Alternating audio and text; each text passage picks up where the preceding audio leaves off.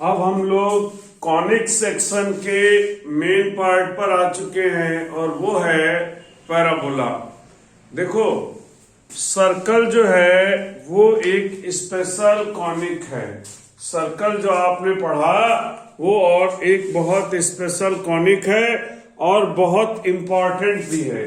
ठीक है, इसलिए हम उसको अलग से भी डिस्कस करते हैं। तो कॉनिक सेक्शन में क्या है, कॉनिक सेक्शन में हम लोग तीन चीजें पढ़ते हैं, पैराबोला, एलिप्स और हाइपरबोला। तो यहां पर लिखें, locus of a point, locus of a point whose distance from fixed point and fixed line is always constant। वापस से, locus of a point whose distance ratio of distance from fixed point and fixed line is always constant।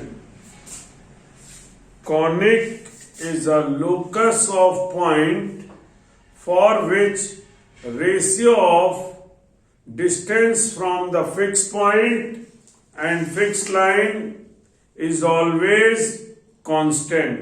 मेरी बात ध्यान दे, video पर आ जाएं कि किसी point का लोकस अगर हम डिफाइन कर रहे हैं, जब लोकस का मतलब है कोई जनरल पॉइंट आपने x, y ले लिया, तो उसकी किसी फिक्स पॉइंट से डिस्टेंस और फिक्स लाइन से डिस्टेंस का रेशियो कांस्टेंट होता है। तो यहां पर है PS upon PM equal to E।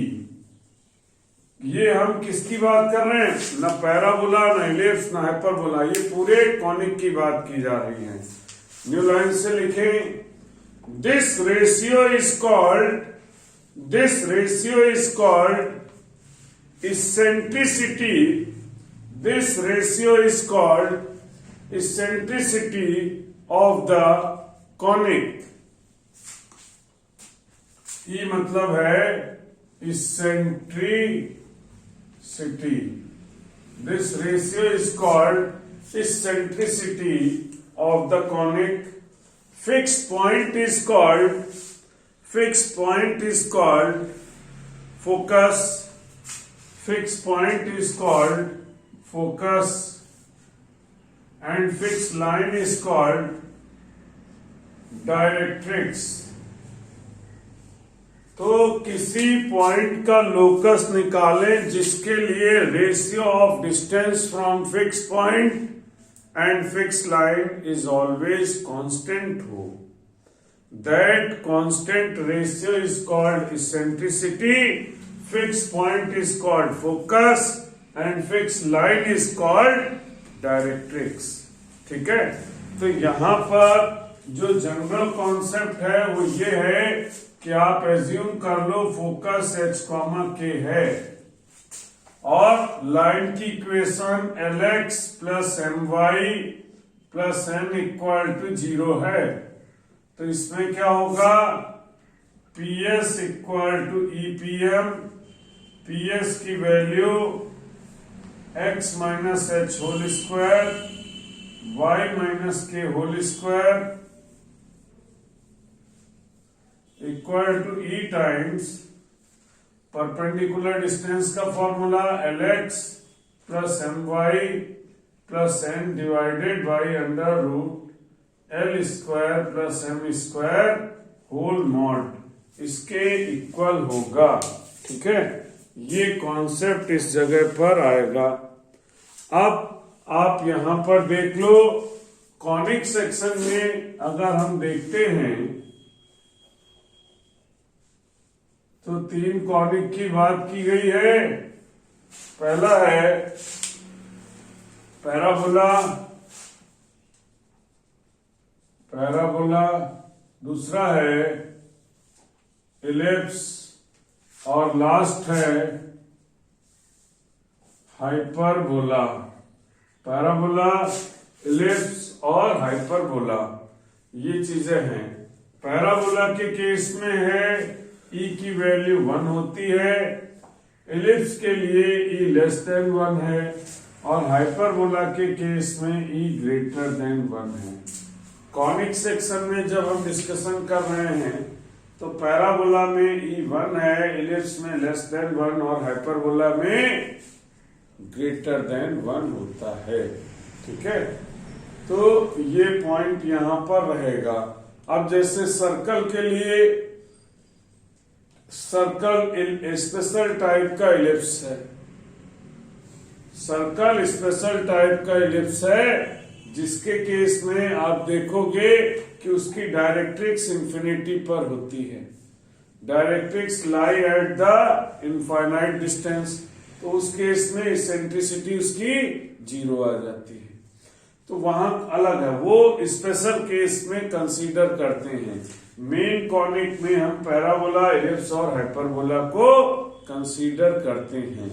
ठीक है, तो अगर आप इस चीज को ले रहे हो तो आप यहां पर देखोगे पैराबोला के केस में ई जब 1 हो जाएगा तो PS इक्वल टू PM होगा।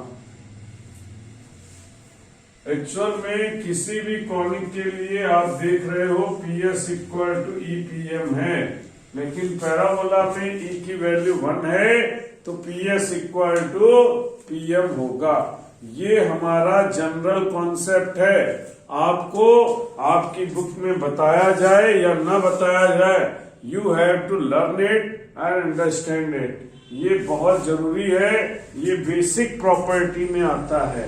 बाकी सब में यहां पर हम लोग लिखेंगे PS इक्वल टू EPM और यहां भी यही चीज है, PS इक्वल टू EPM। ये पॉइंट इस जगह पर लिखा जाएगा। समझ आई बात? लॉजिक क्लियर है? ठीक बात है। अब आप आगे देखें पैराबोला के केस को। एक क्वेश्चन सभी लोग इसी कॉन्सेप्ट पर बेस्ड देखें। Find equation of parabola whose focus is -3, 0 and directrix x plus 5 equal to 0। तो यहां पर है find equation of parabola, focus है -3, 0 and directrix x plus 5 equal to 0। तो बेटा आपने एक बात सीखी, पैराबोला के केस में PS इक्वल टू PM होता है। PS इक्वल टू PM होगा। तो यहां पर जो S पॉइंट है -3, 0 और लाइन की equation x plus 5 equal to 0। तो आप भी पॉइंट एज्यूम कर लो x, y है। For the equation of parabola PS equal to PM, PS की value √x plus 3 whole square y minus 0 whole square equal to PM में आएगा x plus 5 upon √1 का मॉड। ये वैल्यू निकल के आएगी। आपने लॉजिक लगा दिया, PS equal to PM, square both side क्या होगा, x plus 3 whole square y square equal to x plus 5 whole square. समझ आई बात? तो आप देखो a square plus b square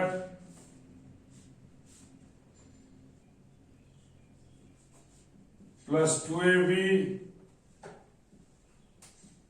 plus y square equal to x square plus y square